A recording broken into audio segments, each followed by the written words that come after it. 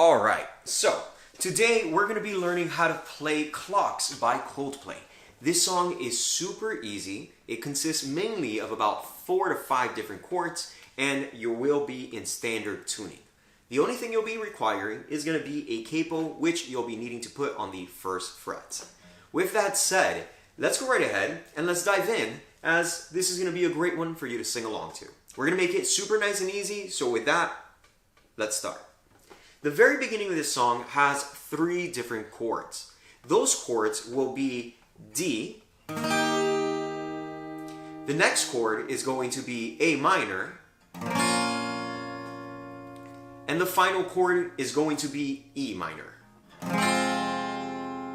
Now, let's talk about the strumming pattern. It's absolutely straightforward. The song actually welcomes it, because if you haven't noticed, Chris Martin's voice is angelic. With that said, the background kind of just backgrounds, and Chris Martin just does his thing. So with these chords, you're going to begin by playing the D chord, and literally all you're going to do is just strum downward, or if you are spicy enough, you can do it up and down. I'm going to show you what it sounds like all together, so like that, we can break it down.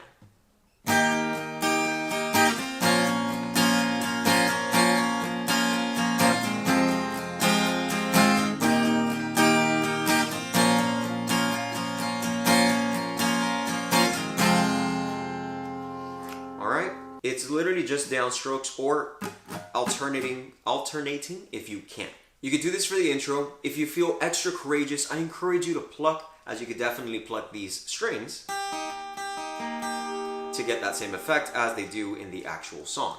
But since we are covering this to make it as simple as possible, we are talking about strumming, because strumming makes our lives that much easier. With this song, you can also get past the piano intro where they actually start singing with these exact same chords and strumming.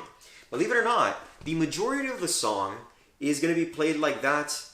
Ooh, good thing you did not click away, because the bridge is actually quite different. By different, I mean 3 additional chords. The Coldplay really just make this one easy for us. So, for these 3 new chords, they are going to be F major 7, which sounds like this. The next chord you'll be playing will be a C chord, which sounds like this. And now the final chord in this triad will be a G chord. Okay? This is the part where where Chris Martin is singing, "Nothing else compares, nothing else compares." He repeats it I think like a couple of times there. But I don't do a good job singing, so I might try to hum it just to give you the idea as to where we are.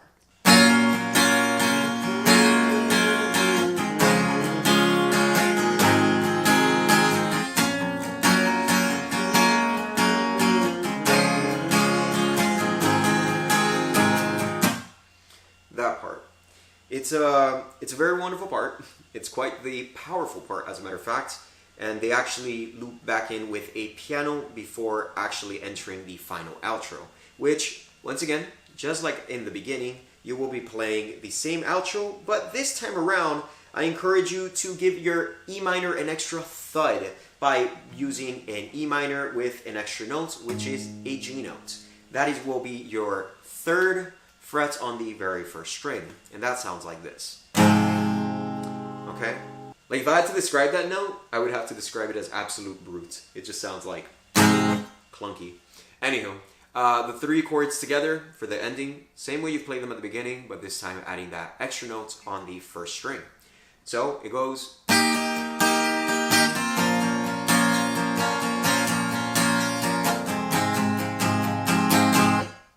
Nice and easy. Just like that, you learned a new song, so I highly appreciate you for liking this video and even subscribing. You are amazing, and I look forward to seeing you in a brand new video of some type. See you later. Have a great one.